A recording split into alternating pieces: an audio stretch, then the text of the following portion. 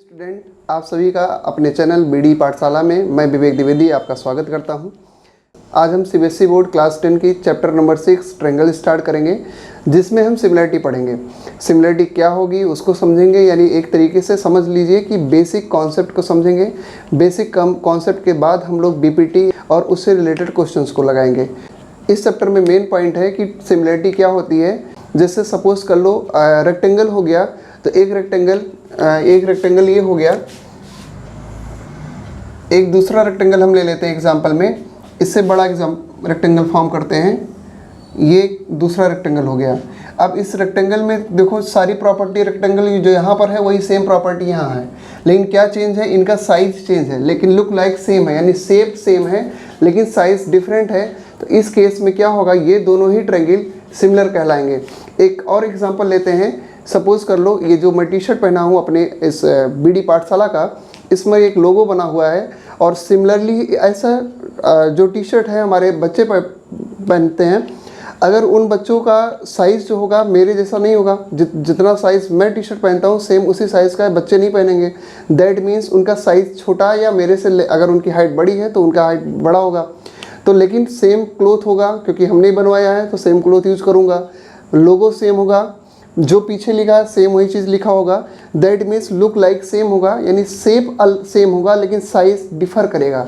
That means दोनों ही T shirt same है, यानी अगर कोई फिगर है लुक लाइक सेम लग रही है तो आप यहाँ बोलोगे कि दोनों ही फिगर सेम है और शेप सेम है, इसलिए वो सिमिलर होगा।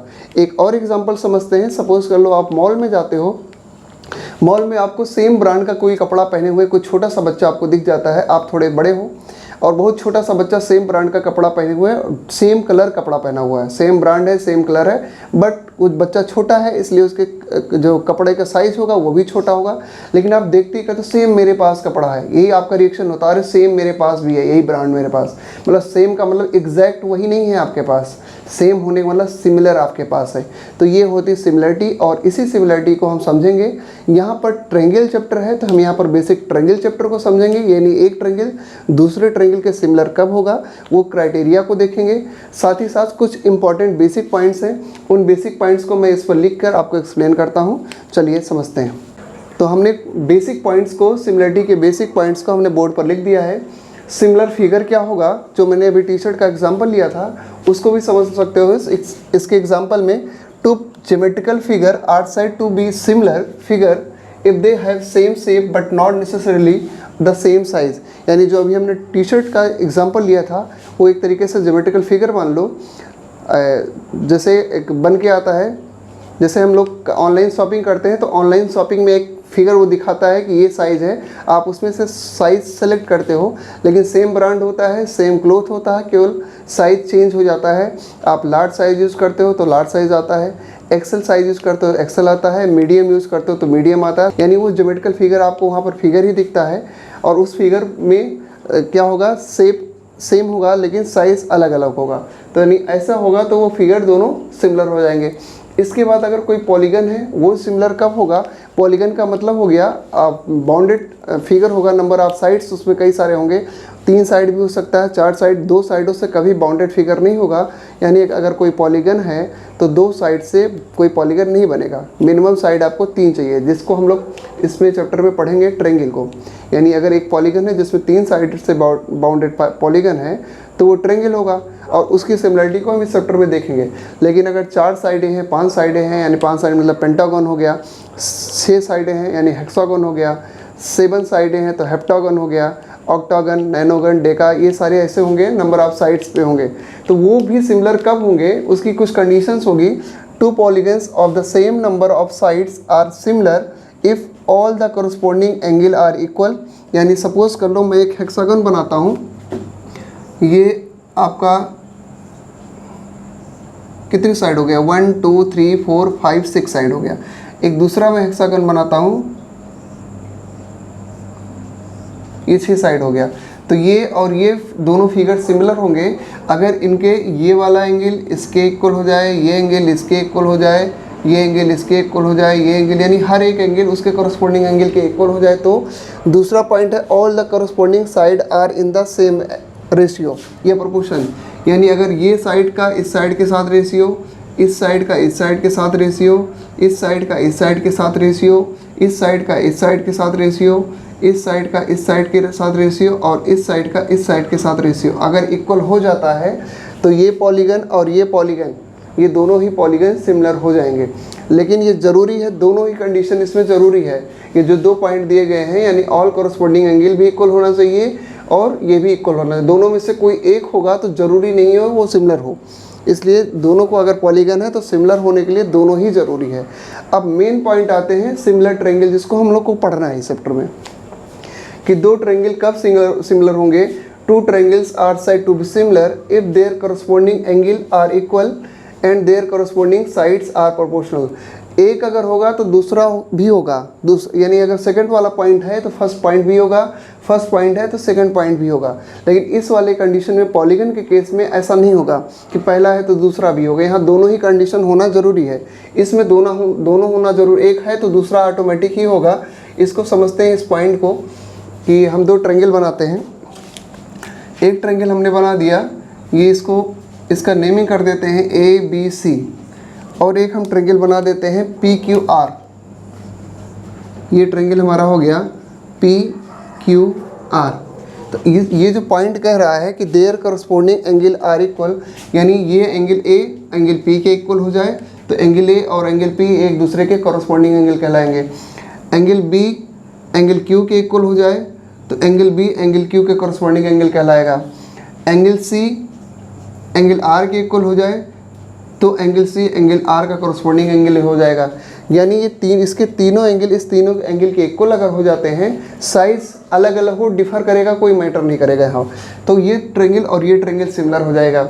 दूसरा कंडीशन है there corresponding side are proportional, यानी प्रोपोर्शनल का मतलब प्रोपोर्शनलिटी वो होती है जब 2 रेशियो या 2 से ज़्यादा रेशियो इक्वल हो जाते हैं तो इसको हम प्रोपोर्शनल कहते हैं। यानी इनके साइड का रेशियो अगर इक्वल हो जाए, साइड का रेशियो इक्वल होने का मतलब है कि मैं यहाँ लिख देता हूँ AB upon PQ equal to AC upon PR equal to BC upon QR। ये तीनों ही साइड का रेशियो इक्वल होना ज़रूरी है। अगर ये तीनों साइड का रेशियो इक्वल हो जाता है तो ये वाला ट्रायंगल और ये ट्रायंगल दोनों ही ट्रायंगल सिमिलर कहलाएंगे। अगर इक्वल नहीं हुआ तो सिमिलर नहीं होगा। दूसरा चीज़ ये है कि इसमें देखिए आप, हमने AB यानी इस वाले ट्रायंगल को पहले, इसके AB को पहले ऊपर लिखा है, नीचे इस वाले ट्रायंगल के साइड PQ को लिखा है। तो अगर आपने पहले AB अपॉन PQ लिखा है, यानी AB इस वाले ट्रायंगल का पार्ट है और PQ इस वाले ट्रायंगल का पार्ट है, तो equal to AC upon PR ही आप लिखोगे। दैट मीन्स आप PR को ऊपर नहीं करोगे, AC को नीचे नहीं करोगे। कभी कभी क्या होता है, बच्चे कंफ्यूज आते हैं, पहले पार्ट में इसको लिखते हैं, दूसरे वाले इक्वल टू में इस पार्ट को पहले ऊपर कर देते हैं, इसके साइड्स को नीचे कर देते हैं, गलत हो जाएगा। यानी अगर यहाँ पर ऊपर न्यूमरेटर में आपने इस वाले ट्रायंगल के पार्ट साइड्स को रखा है और डिनोमिनेटर में इस वाले ट्रायंगल के साइड को रखा है, तो हर सब में इन तीनों में ही सेम रखा जाएगा। ठीक है, यहाँ पर भी सीक्वेंस को दिमाग में रख के चलना है। अगर सीक्वेंस में नहीं रखोगे तो गलत हो जाएगा। तो ये आई होप आपको यहाँ तक समझ में आया होगा। अब इसका सबसे इम्पॉर्टेंट, सबसे ज़्यादा पूछे जाने वाला क्वेश्चन जो हर बार आता है आपको, ये इसको ध्यान से रखना, BPT थ्योरम जिसको कहते हैं, बेसिक प्रोपोर्शनलिटी थ्योरम। उस थ्योरम हर बार पूछा गया, 23 में भी आया है, 24 में भी आया है, 25 में भी आया था और उम्मीद है कि 26 में भी आएगा। इसलिए इसको समझना, और इसी थ्योरम पर बेस जो मैं अभी बताने जा रहा हूँ, इसी थ्योरम पर बेस अगर ये आपका क्लियर हो जाता है तो आप मैक्सिमम क्वेश्चन बहुत ईजिली कर ले जाओगे। इससे क्वेश्चन बहुत पूछे जाते हैं, या तो ये थ्योरम आता है और या तो इससे रिलेटेड क्वेश्चन आता है। तो चलिए नेक्स्ट पॉइंट हम पढ़ते हैं BPT को।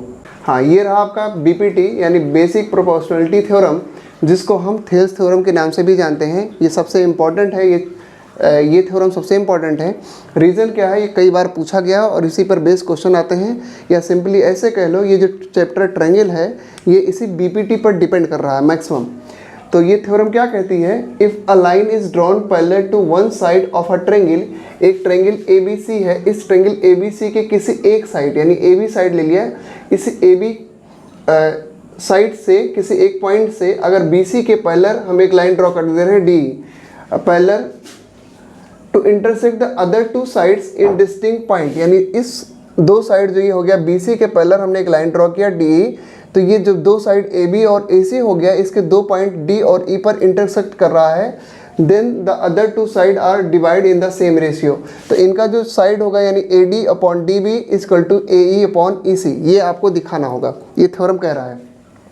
इसके लिए क्या करना होगा, हमने क्या किया, इस बी को कंस्ट्रक्शन का पार्ट हो गया इसलिए हमने इसको डॉट डॉट से दिखाया है, बी ई को हमने मिला दिया और सी डी को यानी ये डी सी को मिला दिया।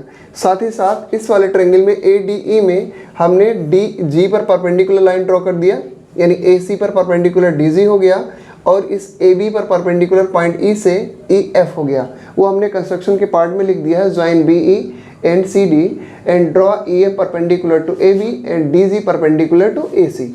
इतना पार्ट हमने यहाँ पर लिख दिया है, जो गिवन है गिवन को लिख दिया है। In triangle A B C in which a line D E parallel to B C, एक लाइन डी ई है जो बी सी के पैरेलल है, और intersect A B at D, A B को डी पर इंटरसेक्ट करती है और ए सी को पॉइंट ई पर इंटरसेक्ट करती है। तो हमको दिखाना है कि इसका रेशियो और इसका रेशियो इक्वल होगा। इसके लिए आपने पढ़ा होगा ट्रायंगल के एरिया क्या होता है। ट्रायंगल का एरिया आपका फॉर्मूला, एक हीरोज फार्मूला आपने पढ़ा होगा, और एक पढ़ा होगा half into base into height का। Half into base into height हम परपेंडिकुलर, जब साइड हमको हाइट परपेंडिकुलर मिलती है तो तब हम वहाँ यूज़ करते हैं, इसलिए हमने यहाँ पर परपेंडिकुलर लाइन ड्रॉ किया। अब हम क्या करें, इस ट्रायंगल का एरिया ए डी ई का एरिया निकाल लें। तो area of triangle A D E, या सिंपली लिख दें एरिया ऑफ ट्रायंगल, पहले फार्मूला लिख लेते हैं, area of triangle equal to half into base into height. ये जो हाइट है ये परपेंडिकुलर हाइट होती है, हमेशा याद रखना। तो अब एरिया ऑफ ट्रायंगल, हम ट्रायंगल ले लेते हैं ए डी ई का, तो area of triangle A D E, area of triangle A D ई, ये क्या हो जाएगा, इक्वल टू हाफ, ये हाफ हो गया। इसमें हम जो बेस ले रहे हैं वो ए डी को ले रहे हैं, तो बेस ए डी हो गया, और इस ए डी पर परपेंडिकुलर एफ ई हो जाएगा, एफ ई परपेंडिकुलर हो गया। ठीक है, ये क्वेश्चन नंबर हम इसको 1 लेट कर लेते हैं। दूसरा, इसी ट्रायंगल को हम दोबारा लेते हैं। अब की बार हम ए डी ई ना लिख के ए ई डी लिख लेते हैं। तो area of triangle A E D, area of triangle A E D.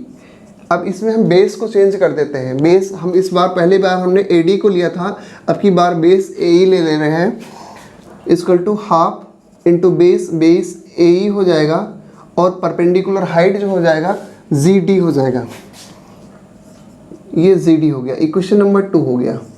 अब देखो ये दोनों ही ट्रायंगल सेम ट्रायंगल हैं, यानी ट्रायंगल ए डी ई या ए ई डी दोनों ही सेम ट्रायंगल हैं, इसलिए इनका एरिया भी सेम होगा।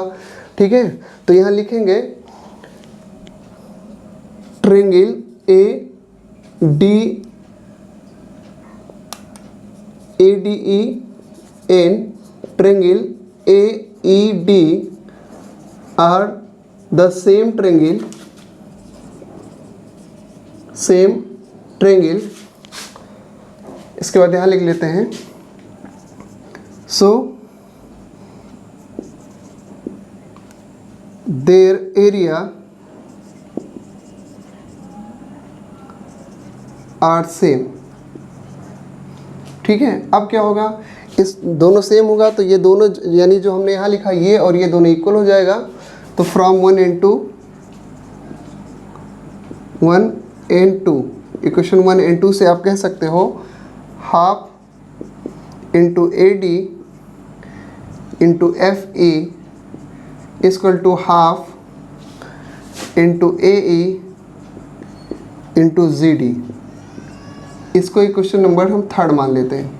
ठीक है, अब हम आ जाते हैं दूसरे ट्रायंगल में।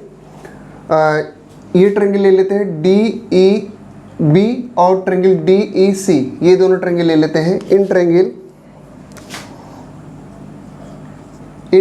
D E B and triangle, या सिंपली ऐसे ना लिख के एरिया ऑफ द ट्रायंगल लिख दें, ज़्यादा सही रहेगा। लिख दें area of triangle D E B equal to half into base, इसमें बेस हम डी बी को ले रहे हैं, डी बी इंटू हाइट चाहिए। अब यहाँ एक चीज़ और समझना, इस वाले ट्रेंगल को मैं थोड़ा सा अलग बना के आपको दिखाता हूँ। कुछ ऐसा बना हुआ है ट्रेंगल, ये ऐसे बना हुआ है, ये डी है, ये ई है और ये बी है। अब अगर हम इसको बेस ले रहे हैं तो इसी बेस पर परपेंडिकुलर हाइट चाहिए होगा हमको, लेकिन इस बेस पर इसके वर्टेक्स से परपेंडिकुलर हाइट आएगा ही नहीं, यानी यहाँ कहीं जाएगा। इसको हम आपको आगे बढ़ाना पड़ेगा इधर, और यहाँ कहीं परपेंडिकुलर हाइट यहाँ मिलेगा, इसके अंदर नहीं मिलेगा, ये एक्सटीरियर पॉइंट पर लाइन पर कहीं मिलेगा। इसलिए हमने यहाँ पर ये इसके लिए बेस तो हम यही यूज़ करेंगे डी बी, लेकिन जो परपेंडिकुलर हाइट है वो हम एफ यूज़ करेंगे। ठीक है, तो हाफ इंटू बेस, बेस आपका डी बी हो जाएगा और परपेंडिकुलर हाइट एफ ई हो जाएगा। तो यहाँ पर परपेंडिकुलर हाइट हो गया आपका एफ ई। ठीक है, समझ में आया होगा। इसको इक्वेशन नंबर हम 4 रिलेट कर लेते हैं। इसके बाद निकालते हैं area of triangle D E C. D E C, तो ये हो जाएगा हाफ इंटू बेस, बेस में हम ई सी को ले लेंगे, बेस हमने ए सी ले लिया, और इसमें सेम वही कंडीशन बनेगा कि ये जो ट्रेंगल बन रहा है, इस ट्रेंगल पे अगर बेस इसको लेते हैं तो इस पर परपेंडिकुलर हाइट इस वर्टेक्स से आएगा ही नहीं, तो ये परपेंडिकुलर हाइट यहाँ जाएगा, यानी डी जी, तो यहाँ पर आ जाएगा जी डी, जी डी। ये इक्वेशन नंबर 5 हो गया। ठीक है, आई होप यहाँ तक आपको समझ में आया होगा कि कैसे हो रहा है। अब देखो क्या है, एक प्रॉपर्टी और होती है, दो पैरेलल लाइंस अगर होते हैं, इसको मैं यहाँ आपको बताता हूँ। अगर एक पैरेलल लाइन सी है और एक पैरेलल लाइन सी है, इस पे बेस सपोज कर लो ये है, इस बेस पे अगर ये पैरेलल, ये दोनों लाइन पैरेलल हैं, इसी सेम बेस पर अगर ये ट्रेंगल बन जाए और इसी सेम बेस पर एक ट्रेंगल यहाँ कहीं बन जाए, तो इसका एरिया और इसका एरिया इक्वल हो जाएगा between the same parallel lines. ठीक है, तो ये चीज़ हम यहाँ पर लिखेंगे, area of triangle, area of triangle D E B equal to area of triangle D E C. Reason क्या हो जाएगा, between the same parallel lines in common base D. Reason हो जाएगा बिटवीन द सेम पैरेलल, चलो यहाँ लिख देते हैं पैरेलल लाइंस, सेम पैरेलल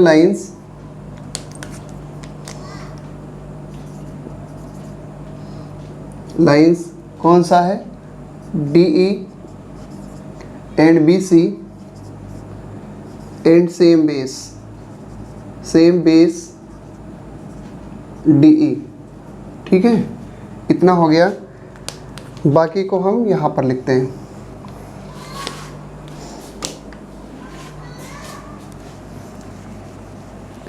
अब हम क्या करें, इक्वेशन नंबर यहाँ पर इसको लिखते हैं, इन दोनों के equal from equation 1 and from equation 4 and 5th, equation 5th इन दोनों से करेंगे तो क्या आ जाएगा, half into D B into F E equal to half into E C into G D. ये इक्वेशन नंबर 6 हो जाएगा। अब हम क्या करें, इक्वेशन 3 को इक्वेशन 6 से डिवाइड कर दें। डिवाइड इक्वेशन 3 बाई इक्वेशन 6 से अगर डिवाइड कर देते हैं तो क्या आएगा, इक्वेशन 3 है आपके यहाँ 1/2 A D into F E equal to 1/2 A E into G D. यहाँ पर इसको डिवाइड कर देंगे तो इक्वल का साइन यहाँ से हटा के यहाँ पर लिख देते हैं, ये 1/2 डी बी इंटू एफ ई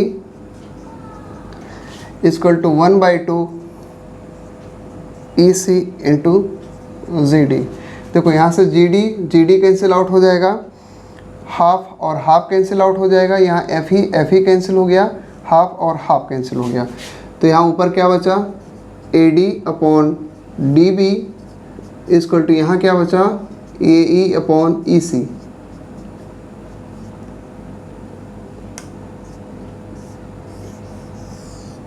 ये हो गया प्रूव्ड।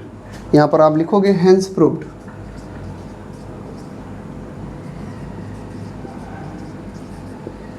ठीक है, आपको आई होप समझ में आया होगा। एक एक पॉइंट को हमने यहाँ पर एक्सप्लेन किया है। जिस पॉइंट को आपको जहाँ समझ में नहीं आया हो, वीडियो को एक बार दोबारा देखना, अच्छे से समझना। आपके बुक में भी दिया गया है, लेकिन बुक में दिया गया है वहाँ पर थोड़ा सा डिफरेंट होगा। यहाँ डायरेक्ट इक्वल आ रहा है, वहाँ पर लास्ट पॉइंट में जो इक्वल का कंडीशन है वो क्लियर नहीं किया है, आपको वहाँ समझ में शायद ना आए। इसलिए इसको अच्छे से समझना और इम्पॉर्टेंट अपने आप से लगा के देखना। मेरे पढ़ाने से अगर आपको समझ में आ गया और आपने लगा के नहीं देखा तो आप कर नहीं पाओगे, और इस चैप्टर में तो बिल्कुल ही नहीं हो पाएगा। इसलिए इस चैप्टर को बेसिकली क्या करना, एक एक पॉइंट को अच्छे से ध्यान देना, समझना। जहाँ समझ में नहीं आया होगा उसको आप कमेंट करना। वीडियो अच्छा लगा हो तो लाइक करना, सब्सक्राइब करिए और ज़्यादा से ज़्यादा लोगों को शेयर करिए। फिर इसमें हम लोग ये थ्योरम हो गया है। अब इससे रिलेटेड क्वेश्चन को हम नेक्स्ट वीडियो में करेंगे और इम्पॉर्टेंट क्वेश्चंस को करेंगे। साथ ही साथ एक्सरसाइज 6.1 को करेंगे कि बहुत छोटा सा एक्सरसाइज है, उसमें फिल इन द ब्लैंक्स है, ईजिली हो जाएगा आपको, लेकिन उसके फिल इन द ब्लैंक्स के एक एक पॉइंट को हम एक्सप्लेन करके बताएंगे। तब तक के लिए बाय बाय, थैंक यू।